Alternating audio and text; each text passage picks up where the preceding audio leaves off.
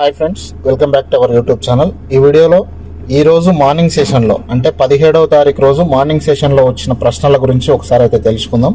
ఆ exam paper ఏ విధంగా ఉంది, దానికి సంబంధించిన పూర్తి వివరాలు అయితే ఈ వీడియోలో తెలుసుకుంటే రేపు రాయబోయే మిత్రులకు ఈ విధంగా అడుగుతున్నారా అనే ఒక అవగాహన కలుగుతుందనే ఉద్దేశంతోనే ఈ వీడియో చేయడం జరుగుతుంది. ఖచ్చితంగా వీడియోని అయితే లైక్ చేయండి, పక్కన హైప్ అనే బటన్ వస్తే హైప్ బటన్ పై కూడా నొక్కండి, సబ్స్క్రైబ్ చేసుకోండి, బెల్ ఐకాన్ కూడా యాక్టివేట్ చేసి పెట్టండి.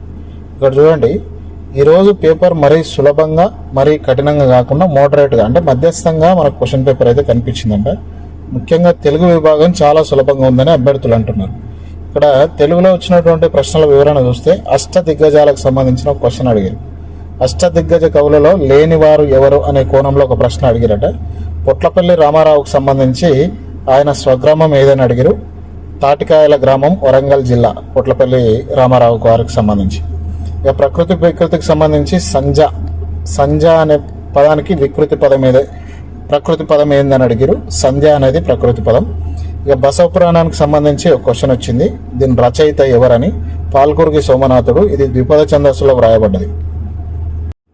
ఇక పద్యమేమో సుమతి శతకం నుంచి ఒక సులభమైన పద్యం ఇచ్చి ప్రశ్నలు అడిగారు. సమాసానికి సంబంధించి రెండు అర్థవంతమైన పదాలను కలిపితే వచ్చేది ఏది అని అడిగినట్ట సమాసం అంటారు. సమాసానికి సంబంధించి డెఫినేషన్ ఇచ్చి కింద సమాసం ఆ విధంగా ఇచ్చి అడగడం జరిగింది అన్నట్టు తెలుస్తూ ఉంది. తర్వాత ఇంకోటి హరిత్తు అనే దానికి అర్థం ఏందని అడిగినట్ట. హరిత్తు. తర్వాత ఓయి అనేది ఏ విభక్తి అనేది. తర్వాత సదనం, దీనికి పర్యాయ పదాలు అడిగిరట. సదనం, ఓకేనా. తర్వాత ద్రవ్యనిధికి సంబంధించి ఉత్పత్తి అర్థం అడిగిరట. ఆ తర్వాత గొల్లసుద్దులు అనేది ఏ కళారూపానికి సంబంధించింది. గొల్లసుద్దులు ఈ విధంగా కూడా క్వశ్చన్లు అడిగారట తెలుగుకు సంబంధించి. అట్లనే సైకాలజీకి సంబంధించి కోల్బర్గ్ సిద్ధాంతంపై ఓ ప్రశ్న. కోల్బర్గ్ నైతిక వికాస సిద్ధాంతంలో ఎన్ని దశలు ఉన్నాయని అడిగారు. ఇందులో 6 దశలు ఉంటాయి, 3 స్థాయిల్లో ఉంటాయి. తర్వాత వైయక్తిక భేదాలకు సంబంధించి వికాస సూత్రాలలో వైయక్తిక భేదాలు అనగా ఏవి అనే అప్లికేషన్ టైప్ ప్రశ్న అడిగారట. బోధనోపకరణాలపై కూడా క్వశ్చన్ అడిగారంట. శ్రవణ బోధనోపకరణానికి ఉదాహరణ ఏందని. అవి radio, tape recorder, gram phone ఇవి.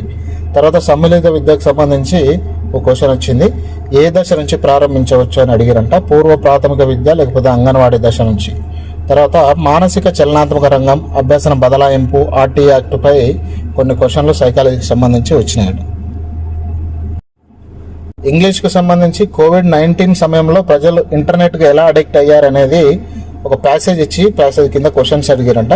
తర్వాత ల్యాడ్ అనేది ఫుల్ ఫామ్ అడిగారంట. లాంగ్వేజ్ అక్విజిషన్ డివైస్, ఇది ఇక్కడ ఉన్నటువంటిది, ఓకేనా.